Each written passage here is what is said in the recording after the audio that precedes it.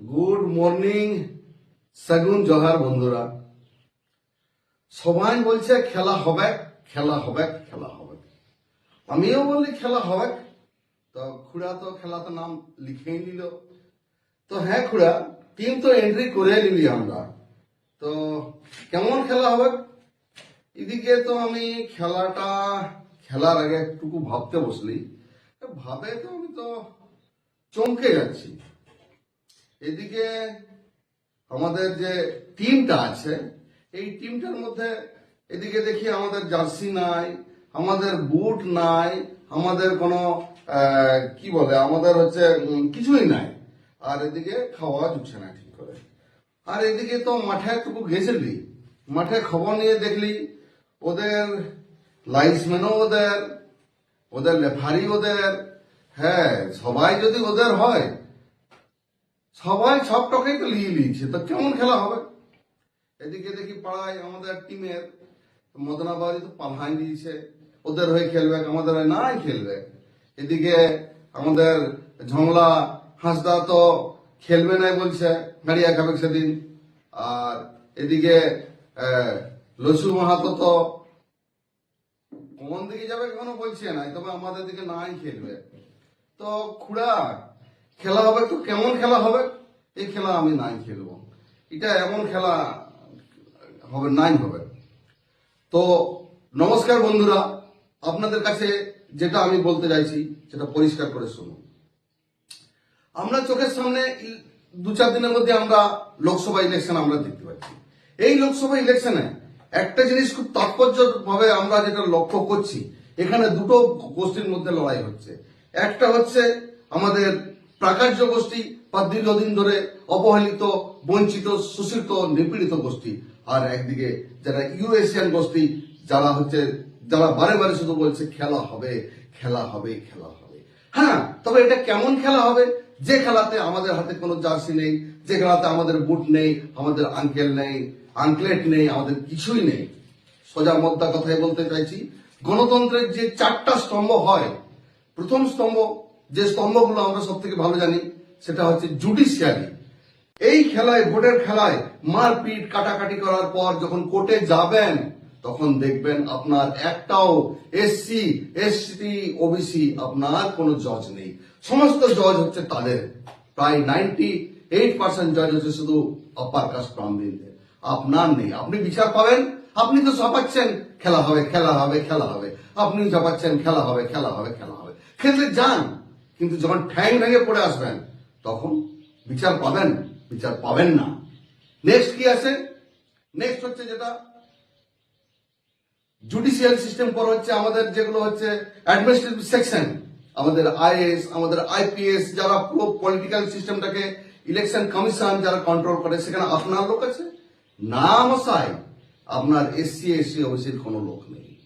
আচ্ছা, নেক্সট যে সিস্টেমগুলো আছে, মিডিয়া বা গণমাধ্যম বা সংবাদ, যতগুলো কোম্পানি আছে আমরা জানি, যতগুলো কোম্পানি আছে, টিভি কোম্পানির সমস্ত মালিকানা শুধু একমাত্র ব্রাহ্মণদের।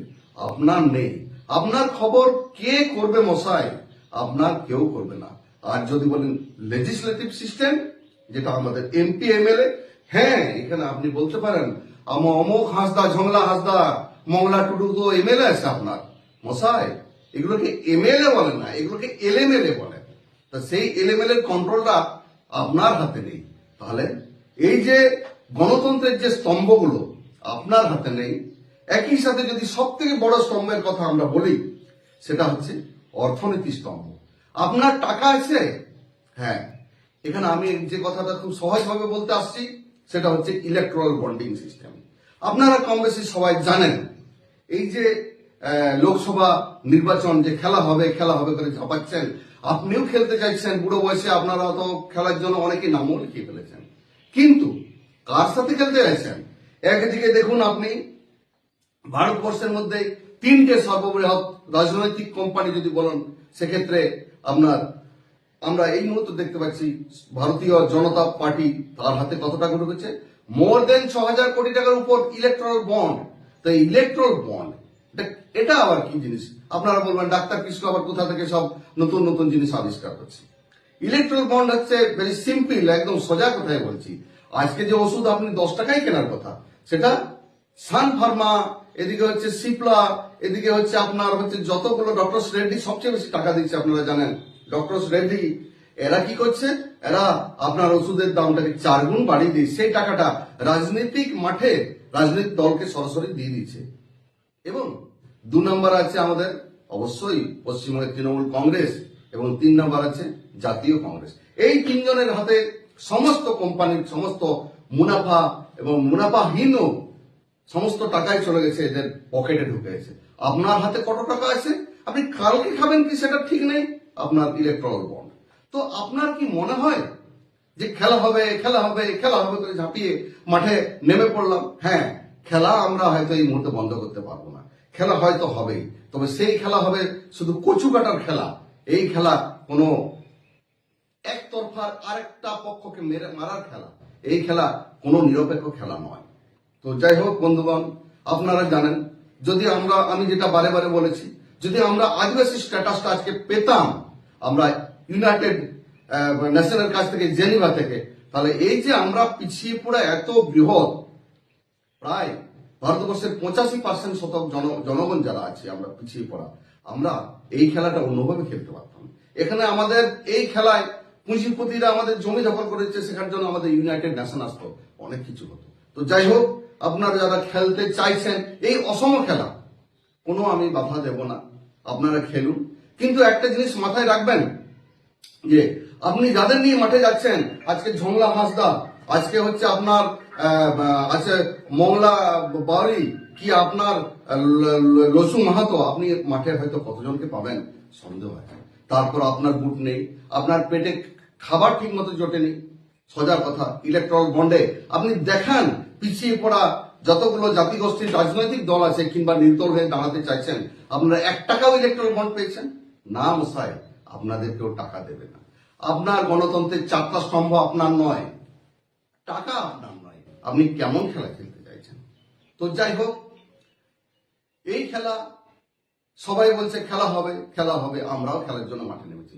আমি জানি এর আগের খেলাতে আমরা দেখেছি, পঞ্চায়েতের খেলা দেখলাম, আমরা বিধানসভার খেলা দেখলাম।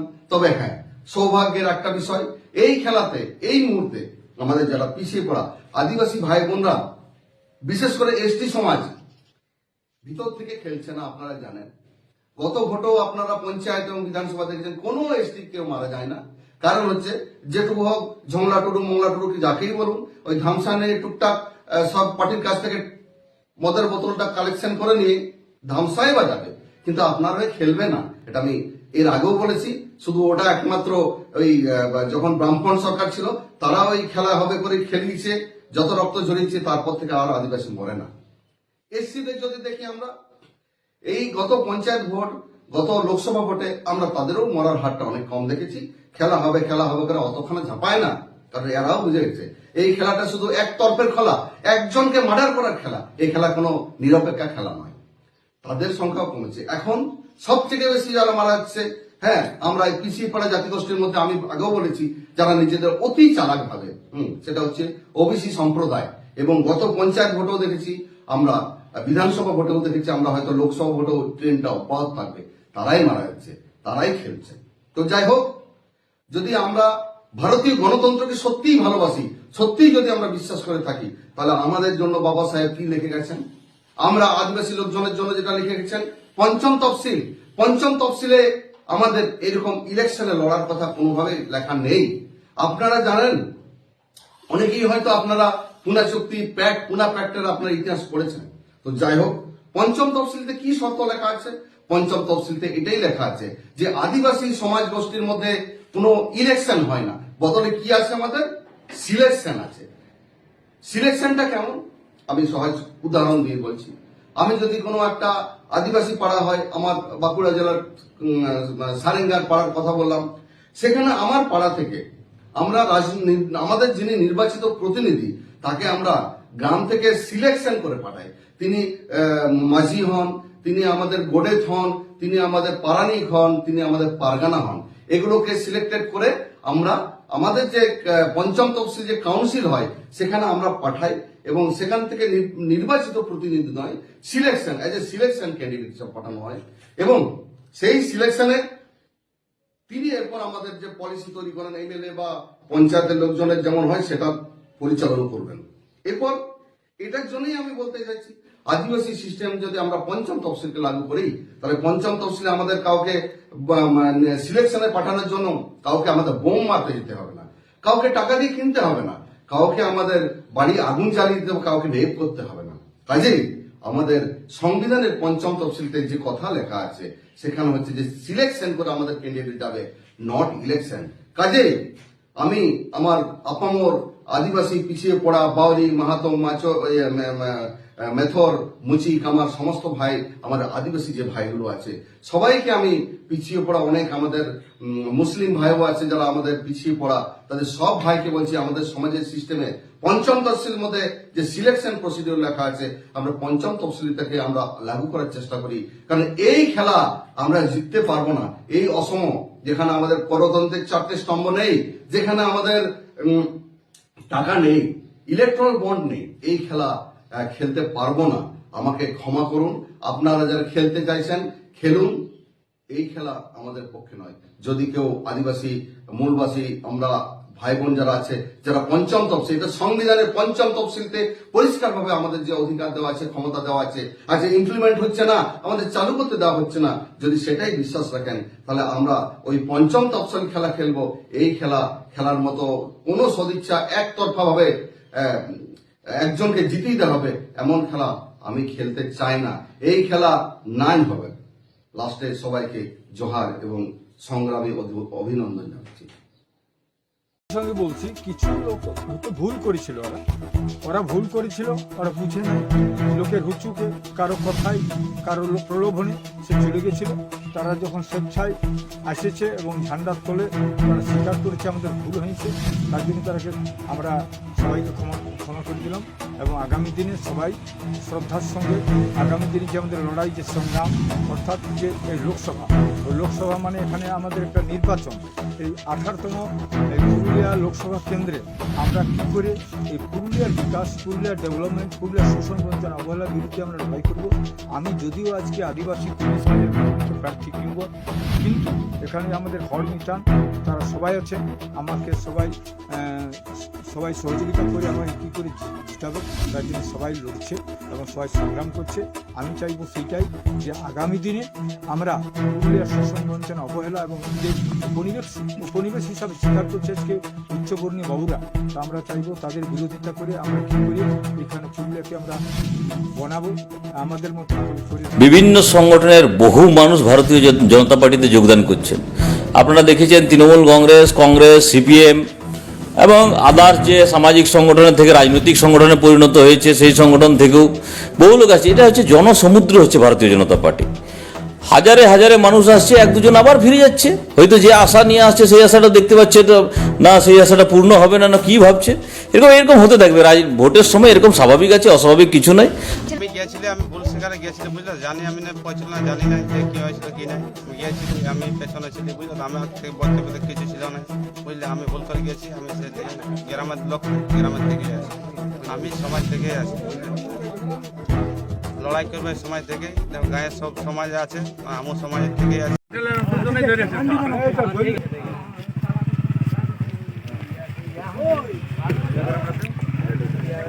স্লোগানটা সংগঠনটা আদিবাসী কুর্মী সমাজ জিন্দাবাদ, জিন্দাবাদ, জিন্দাবাদ। আদিবাসী কুর্মী সমাজ জিন্দাবাদ, জিন্দাবাদ, জিন্দাবাদ। মূল খুঁটি মূল মান্তা অজিত মাধব জিন্দাবাদ, জিন্দাবাদ, জিন্দাবাদ। মূল খুঁটি মূল মান্তা অজিত মাধব জিন্দাবাদ, জিন্দাবাদ, জিন্দাবাদ। জয় করাম, জয় করাম, জয় করাম।